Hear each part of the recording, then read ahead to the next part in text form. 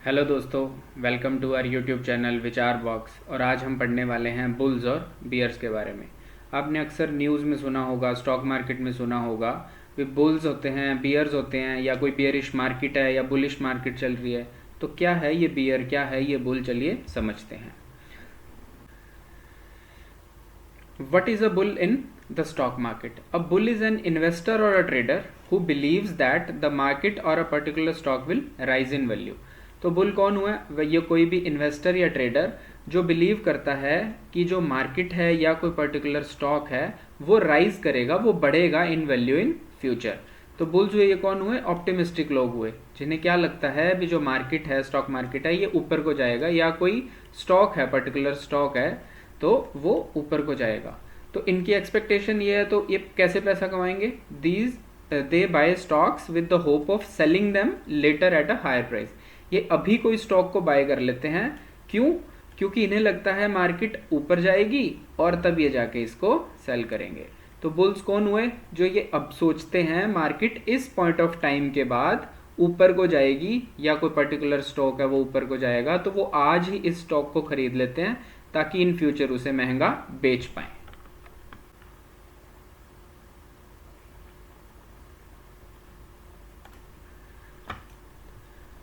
हमने देखा, अगर बुल एक ऐसा पर्सन है या ऐसा इन्वेस्टर है जो मार्केट को ऊपर ले जाने के बारे में सोचता है या फ्यूचर में देखता है भी मार्केट बढ़ी हुई मिलेगी, तो बुल मार्केट क्या हुई?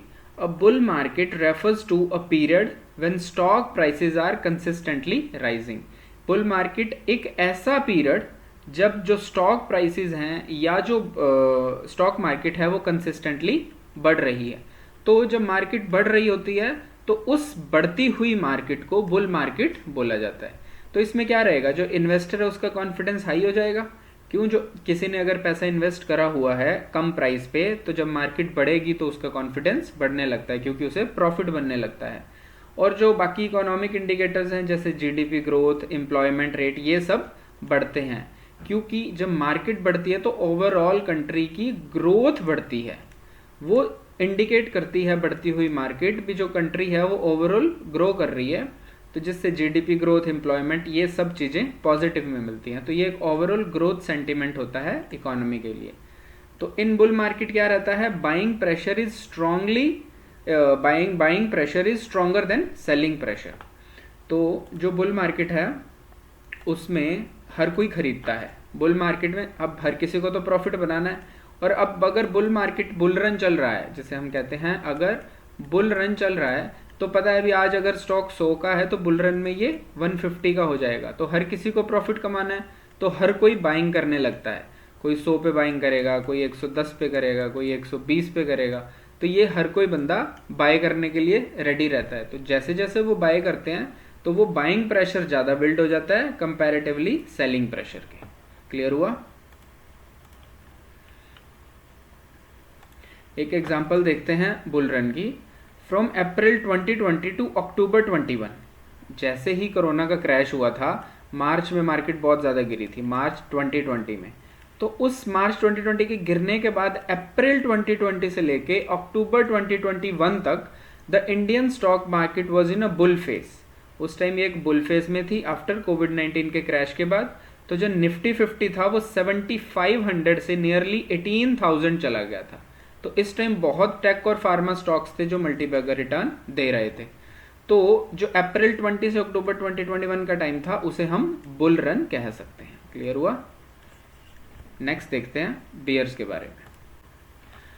Now what is a bear in the stock market? Bear is exact opposite to bull.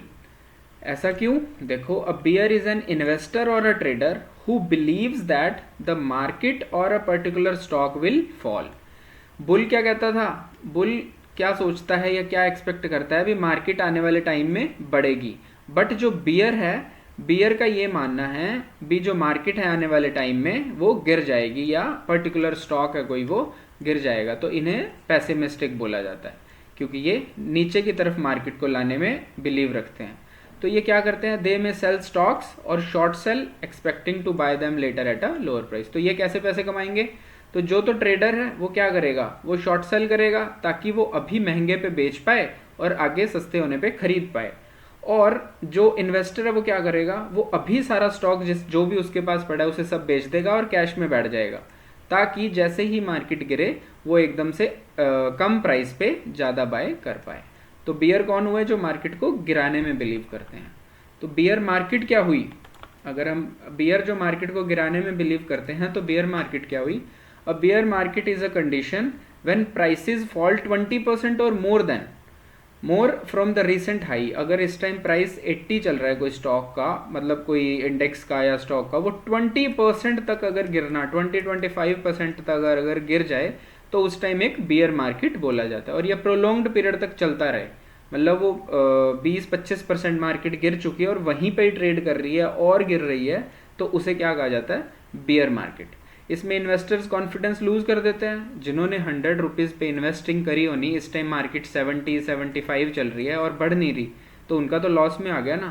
And there is negative news always, उस टाइम इकोनॉमिक स्लो डाउन आ जाता है, अनएम्प्लॉयमेंट रेट बढ़ जाते हैं, रिसेशन आने का खतरा बढ़ जाता है, एंड जो सेलिंग प्रेशर है वो बढ़ जाता है। क्यों, इस टाइम बियर मार्केट में सारे ही सेल कर रहे हैं और खरीदने वाला कोई है नहीं, बाय कोई कर नहीं रहा, सब बेच रहे हैं, तो क्या होता है, सेलिंग प्रेशर बढ़ जाता है, बाइंग प्रेशर कम हो जाता है। तो selling pressure dominates buying pressure. इसकी हम एक एग्जांपल देखते हैं। The period of January to March 2020, उस टाइम क्या हुआ था, कोविड-19 ब्रेक के कारण जो निफ्टी और सेंसेक्स था वो 30% तक गिर गया था in just few week due to panic selling.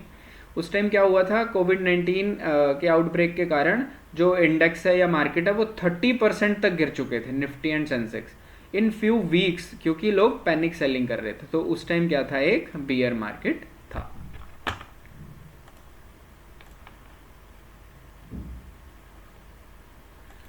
हम कुछ फेमस बुल्स और बियर्स देखते हैं इंडिया में कौन थे। तो जो राकेश झुनझुनवाला जी हैं, उनको the big bull of India बोला जाता था। He was the India's most famous bull, क्योंकि उन्हें किस में बिलीव था, मार्केट को बढ़ाने में, उनको इंडिया की ग्रोथ में बिलीव था। अब इंडिया में रेट बढ़ेंगे। Inspired by Warren Buffett, he strongly believed in India's long term growth. उनकी किस में बिलीव था, इंडिया के लॉन्ग टर्म ग्रोथ में, मतलब मार्केट के बढ़ने में उनका बिलीव था, इसलिए उन्हें बिग बुल भी बोला जाता है।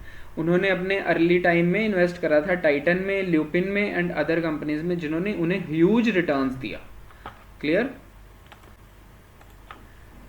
He was known for his optimistic view of Indian economy and market. वो किसके लिए जाने जाते थे, अपनी optimistic approach या अपनी optimistic view के लिए, Indian economy and market streets के लिए।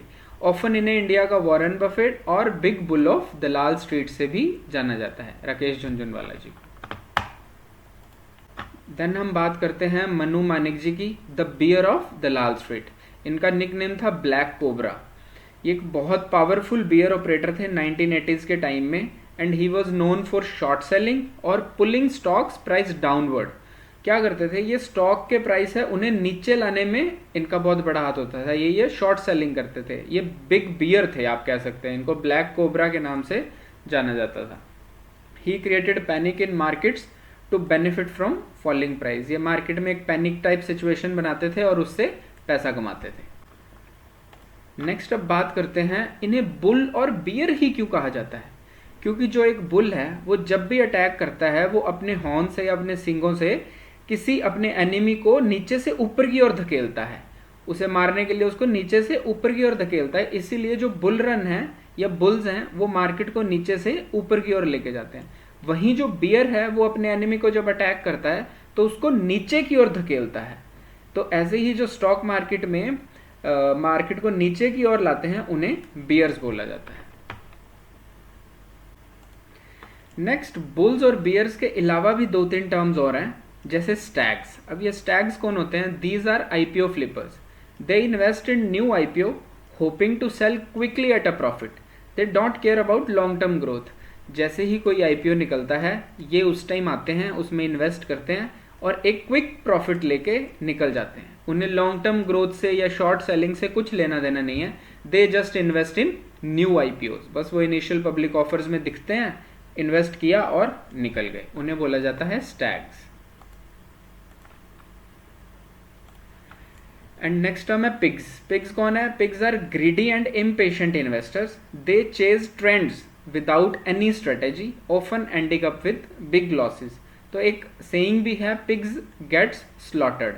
ये वो पर्सन है या वो इन्वेस्टर्स हैं जो विदाउट एनी स्ट्रेटेजी, इनकी कोई भी स्ट्रेटेजी नहीं होती, ये जस्ट कोई होप के साथ या कोई ट्रेंड के साथ मार्केट में इन्वेस्ट करते हैं। अगर उन प्रॉफिट हुआ हुआ, नहीं तो चुपचाप अपना लॉस लेके निकल जाते हैं, और ये बिग लॉसेस के लिए जाने जाते हैं। Clear?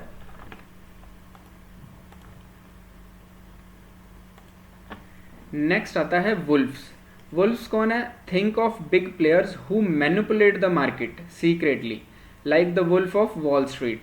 Wolves are aggressive and smart, often involve in large deals. ये वो बंदे हैं जो मार्केट को सीक्रेटली मैनिपुलेट करते हैं, ये खुद से मार्केट को मैनिपुलेट करते हैं, इनके पास सिंडिकेट्स होते हैं और वो उसको मैनिपुलेट करके अपना पैसा कमाते हैं। इस पे एक मूवी भी आई थी, the wolf of Wall Street. Hope आपको सारी टर्म्स क्लियर रही होंगी। बुल्स कौन है, बियर कौन है, वुल्फ्स कौन है, पिग्स कौन है, सब कुछ आपको क्लियर हो गया होगा। होप आपको वीडियो अच्छी लगी होगी, थोड़ी नॉलेजेबल लगी होगी। आपको कोई भी डाउट रहता है आप कमेंट सेक्शन में पूछिए, and like the video, subscribe the channel. Thank you so much.